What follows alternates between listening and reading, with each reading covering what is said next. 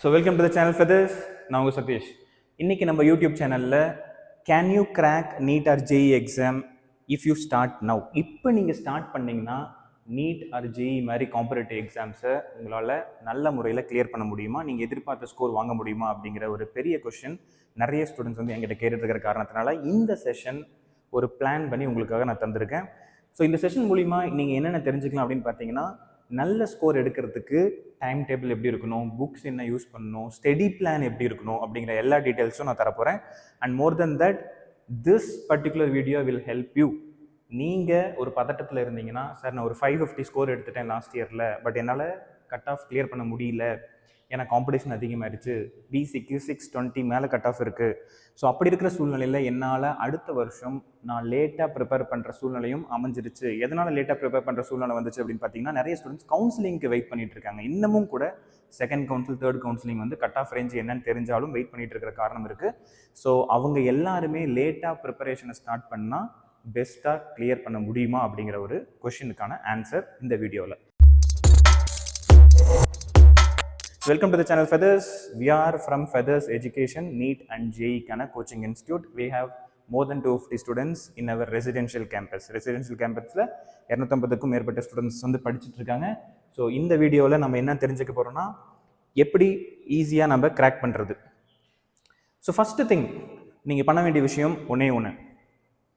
எதுக்கு உங்களுக்கு நீட்டோ இல்லை ஜேஇ மாதிரி ஒரு காம்படிட்டிவ் எக்ஸாம் தேவைப்படுது? ஸோ நீட் எக்ஸாம் நீங்கள் எதுக்கு எழுதணும்னு நினைக்கிறீங்க?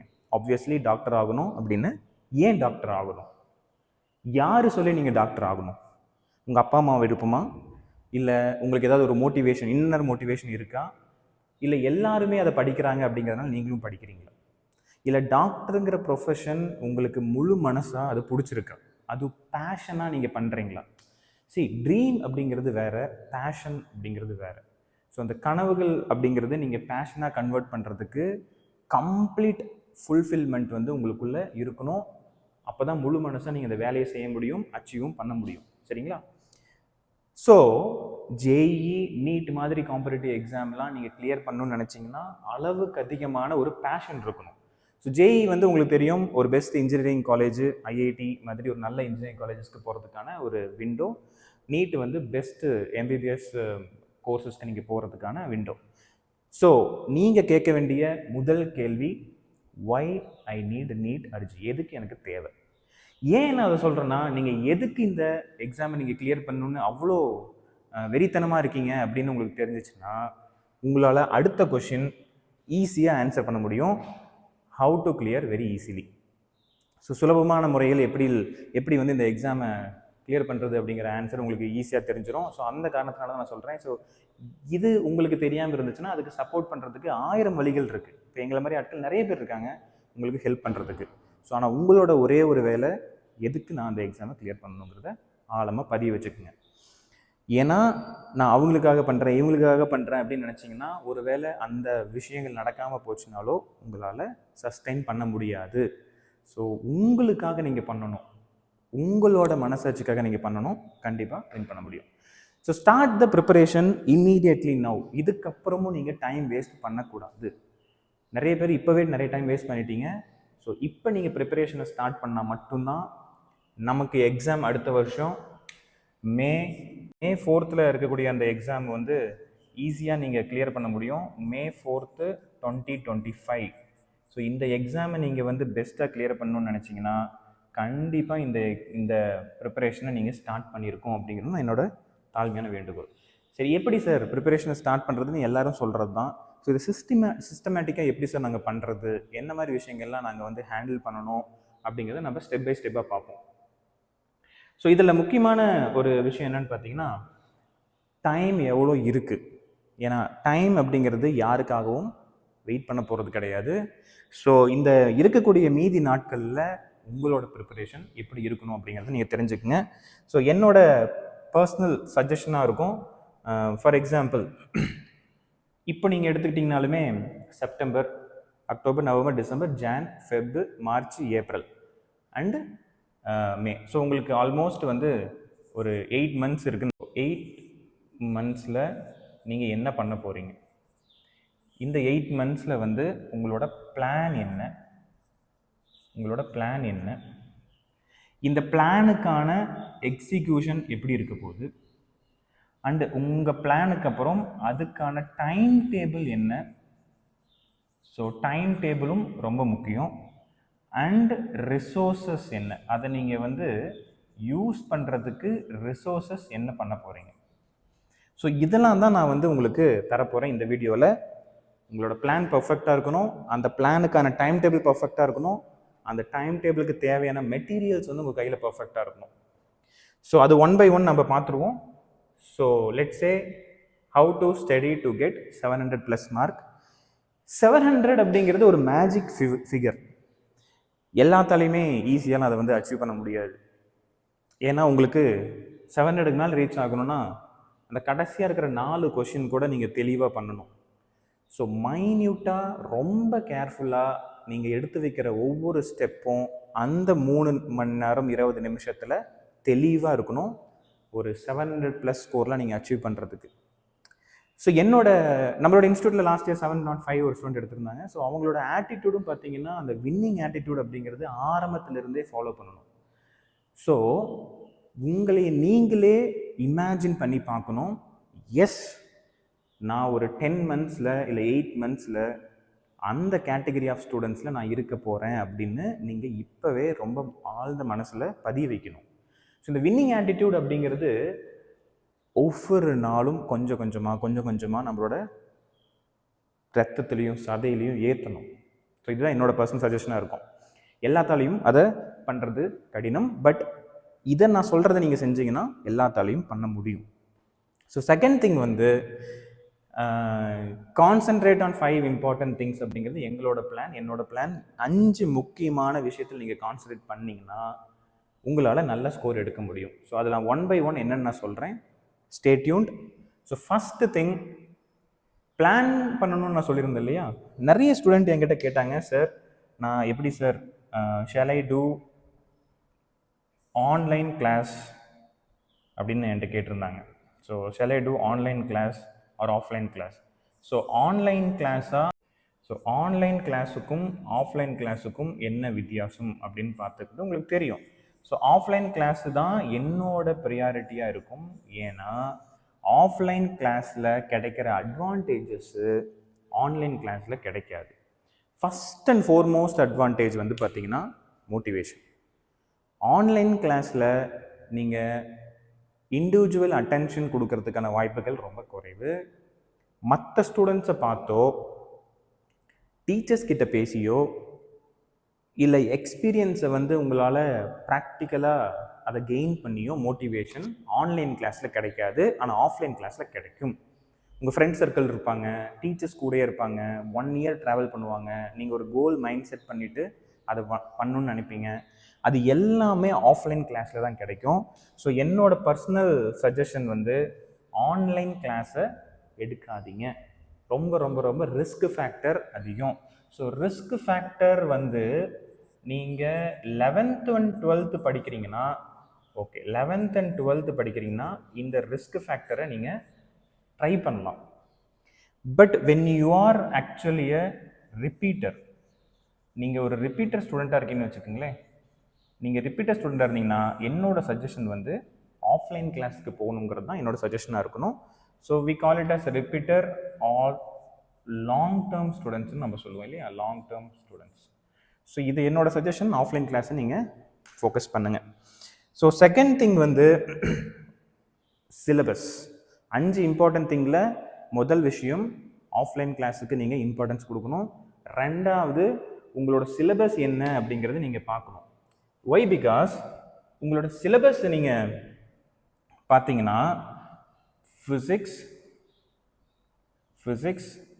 கெமிஸ்ட்ரி, பாட்னி, ஜுவாலஜி இது எல்லாமே சேர்த்து கிட்டத்தட்ட 72 சாப்டர்ஸ் இருக்குது. ஸோ இந்த 72 சாப்டர்ஸும் நீங்கள் அடுத்த வரக்கூடிய சில நாட்களில் படிக்க போகிறீங்க. ஸோ இப்போ டைம் இருந்து பார்த்தீங்கன்னா 8 மாதம் நமக்கு டைம் இருக்குது. ஸோ என்னோட சஜஷன் வந்து 8 மந்த்ஸ் நீங்கள் படிக்க முடியாது, ஒரு 7 மந்த்ஸ் கேப்பில் இதை நீங்கள் பண்ணணும்னு ட்ரை பண்ணணும் இல்லையா. ஸோ 7 மந்த்ஸில் இதை நீங்கள் முடிக்கணும். ஏன்னா லாஸ்ட் 1 மந்த் எதுக்கு? லாஸ்ட் 1 மந்த் வந்து கம்ப்ளீட்டாக மாக் எக்ஸாம் நீங்கள் எழுதணும். ஸோ என்னோட சஜஷன் வந்து லாஸ்ட் 1 மந்த் வந்து mock exam, mock test. So இந்த 7 மந்த்ஸில் கம்ப்ளீட்டு போர்ஷன் வந்து கம்ப்ளீட்டாக இருக்கணும், ப்ளஸ் ரிவிஷனும் பண்ணியிருக்கணும், ப்ளஸ் எக்ஸாம்ஸும் பண்ணியிருக்கணும். ஸோ 7 மாதத்தில் portions completion, revision plus exam பண்ணியிருக்கணும். அண்ட் லாஸ்ட் 1 மந்த்தில் நீங்கள் மாக் டெஸ்ட் பண்ணியிருக்கணும். சரி சார், 72 சாப்டர்ஸ் இருக்குது சார், அப்போ நான் எந்த கட் ஆஃப் பாயிண்ட்டில் நான் படித்து முடிக்கணும் சார் அப்படின்னு கேட்டிங்கன்னா, என்னோட சஜஷன் மார்ச் மந்தில் நீங்கள் முடிச்சிருக்கணும். So by end of March month நீங்கள் முடிச்சுட்டு ஏப்ரல் மந்த் ரிவிஷன் பண்ணிவிட்டு சைட் பை சைட் நீங்கள் எக்ஸாம் எழுதிட்டு லாஸ்ட் மந்த்து ஏப்ரல் மந்தில் மார்க் எக்ஸாம் நீங்கள் பண்ணணும். ஸோ இதுதான் என்னோட சஜஷனாக இருக்கும். So you can score better if you follow these steps. அடுத்தது ஸ்ட்ரிக்ட் டைம் டேபிள் எப்படி சார் ஃபாலோ பண்ணுறது? ஸ்ட்ரிக்டான டைம் டேபிள் நான் ஃபாலோ பண்ணணும் சார் அப்படின்னு நினச்சிங்கன்னா, என்னோட பர்சனல் அட்வைஸ் வந்து எவ்ரி டே நீங்கள் டைம் டேபிள் போடணும். எல்லா நாளுமே காலைல 5 மணிலேருந்து நைட்டு 11 மணி வரைக்கும் எவ்ரி 1 hour நீங்கள் என்ன செய்ய போகிறீங்க அப்படிங்கிற டைம் டேபிள் காலையில் 5 மணிக்கு எழுதணும். ஃபார் நெக்ஸ்ட் 7 மந்த்ஸோ 8 மந்த்ஸோ இதை நீங்கள் பண்ணிங்கன்னா ஒரு டிசிப்ளின் இருக்கும். அதில் ஏதாவது 1 மணி நேரம் உங்களால் செய்ய முடியாமல் போச்சுனாலும் அதுக்கு நீங்கள் வருத்தப்படணும். ஸோ என்னோட important suggestion for strict time டேபிளுங்கிறது, மற்றவங்களோட டைம் டேபிள் நீங்கள் ஃபாலோ பண்ணாதீங்க. ஆஃப்லைன் கிளாஸில் இருந்தீங்கன்னா கண்டிப்பாக கிளாஸஸோட டைம் டேபிள் இருக்கும். நீங்கள் இண்டிவிஜுவலாக ஒரு டைம் டேபிளை உங்களுக்குன்னே நீங்கள் போட்டு அதை ஸ்ட்ரிக்டாக ஃபாலோ பண்ணுங்கள். So that is third step. And fourth step என்னென்னு பார்த்தீங்கன்னா, கையில் கரெக்டான புக்ஸ் அண்ட் ரிசோர்ஸஸ் வச்சுருக்கணும். ஸோ எகெயின் நிறைய ஸ்டூடெண்ட்ஸ் பண்ணுற மிஸ்டேக் வந்து, ஓகே என்கிட்ட எம்டிஜி இருக்குது, அது இருக்குது, எர்எல்எஸ் இருக்குது, இந்த புக்கு அந்த புக்கு, நிறைய புக்கு கையில் வச்சுக்கிட்டு படிக்க ட்ரை பண்ணுவாங்க. ரொம்ப ரொம்ப ரொம்ப பெரிய மிஸ்டேக். பேரண்ட்ஸும் வந்து ஓகே என்னோட சன் ஆர் டாட்டர் வந்து புக்ஸ் கேட்குறாங்க, ஓகே வாங்கி தரணும், அவங்களுக்கு எந்த ஒரு குறையும் வைக்கக்கூடாது, கேட்குற எல்லா புக்கும் வாங்கி தரணும், அதுவும் பெரிய மிஸ்டேக். ஒரே ஒரு புக், உங்களோட இன்ஸ்டியூட்டில் கொடுக்குற ஒரே ஒரு புக், அதில் இருக்கக்கூடிய எக்ஸசைஸ் கொஷின்ஸ், அதிலிருந்து வரக்கூடிய டவுட்ஸு மட்டும் 700+ எடுக்கிறதுக்கு போதுமானதாக இருக்கும். பட் என்னோட அடிஷ்னல் இன்னொரு சஜஷன் என்னவாக இருக்குன்னா, ஒரு புக்கை கம்ப்ளீட் பண்ணிவிட்டு இன்னொரு புக்கை நீங்கள் எடுக்கிறதுக்கான நேரத்தை ஒதுக்கிக்கணும். அது பண்ணினாலும் பெட்டர். ஒரு கம்ப்ளீஷன் பண்ணாமல் நீங்கள் இன்னொரு புக்கை எடுக்கிறதுல எந்த பிரச்சனையும் கிடையாது. ஸோ எவ்ரி டே டைமில் ஒரு புக்கும், வீக்கெண்ட் டெஸ்ட்டில் அவங்க கோச்சிங் இன்ஸ்டியூட்டில் வச்சாங்கன்னா அந்த டெஸ்ட்டுக்கு இன்னொரு புக்கும் நீங்கள் எடுத்து பண்ணுறது பெட்டராக இருக்கும். ஸோ புக்ஸ் அண்ட் ரிசோர்ஸ் பொறுத்த வரைக்கும் நான் உங்களுக்கு சஜஸ்ட் பண்ணுறது என்னன்னு பார்த்தீங்கன்னா, ஃபஸ்ட்டு உங்களோட கோச்சிங் இன்ஸ்டியூட்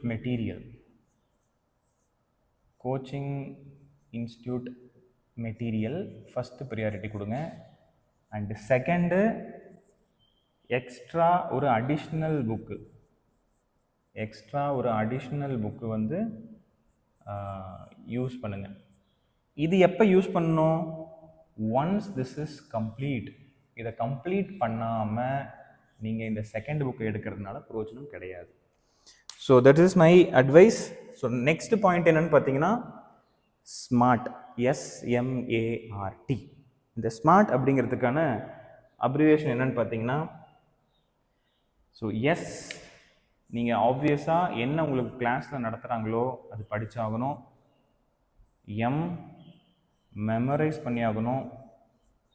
மெமரைஸ் பண்ணுற ஸ்கில் தேவை. பயாலஜி, இன்ஆர்கானிக் மாதிரி சப்ஜெக்ட்ஸ்லாம் கண்டிப்பாக மெமரைஸ் பண்ணணும். ஃபிசிக்ஸ் ஃபார்முலாஸ் மெமரைஸ் பண்ணணும். மெமரைஸ் பண்ணால் மட்டும் நீட் எக்ஸாமை ஈஸியாக கிளியர் பண்ண முடியாது. அனலைஸும் பண்ணணும். அனலைசிங் ஸ்கில் வந்து எவ்ரி லைன் என்சிஆர்டி புக்லேயோ, கோச்சிங் இன்ஸ்டியூட் மெட்டீரியல்லையோ, உங்களோட கிளாஸ் நோட்ஸ்லையோ, இல்லை டீச்சர் பாடம் நடத்தும் பொழுதோ எவ்ரி லைன் நீங்கள் அனலைஸ் பண்ணணும். அண்டு மூணாவது, ரிவிஷன் ப்ராப்பராக இருக்கணும். அண்டு நாலாவது, டெஸ்ட் நிறைய எழுதணும், மோர் இன் நம்பர். ஸோ என்னோட ஐடியா பிரகாரம் இதை நீங்கள் ஒழுங்காக பண்ணினீங்கன்னா 100% சக்ஸஸ் கேரண்டி. கண்டிப்பாக தெளிவாக படிக்கணும். படித்த விஷயங்களில் எதெல்லாம் மெமரைஸ் பண்ணால் நல்லாயிருக்கும்னு நினைக்கிறீங்களோ அதை நீங்கள் ப்ராப்பராக மெமரைஸ் பண்ணணும். மெமரைஸ் பண்ணால் மட்டும் பத்தாது, அனலைஸ் பண்ணால் தான் காம்படிட்டிவ் எக்ஸாம்ஸ் எல்லாம் கிளியர் பண்ண முடியும். And proper revision plus proper test. So இந்த டெஸ்ட்டுக்கு அப்புறம் நீங்கள் ஒரு போஸ்ட் அனாலிசிஸ் பார்ட் இருக்குது. ஸோ போஸ்ட் எக்ஸாம் அனாலிசிஸ் இந்த ஐடியாவும் ரொம்ப முக்கியம். போஸ்ட் எக்ஸாம் அனாலிசிஸ் பார்ட்டும் மிஸ் பண்ணிடாதீங்க, கண்டிப்பாக பண்ணியே ஆகணும். ஸோ இந்த 5 டெஸ்ட்டும் நீங்கள் 5 பேட்டர்ன்லையும் நீங்கள் பண்ணிங்கன்னா உங்களோட ஸ்கோர் பர்ஃபெக்டாக இருக்கும். ஒரு எக்ஸாம்பிள், சின்ன எக்ஸாம்பிள் வந்து நான் ஒரு ஃபிசிக்ஸ் கான்செப்டை வச்சு கொடுக்கணும் அப்படின்னு நினச்சேன்னா, இப்போ உங்களோட கிளாஸில் லெட்ஸே ஏதாவது ஒரு ஃபிசிக்ஸ் கான்செப்ட் எடுத்துக்கங்க. ஃப்ரிக்ஷன்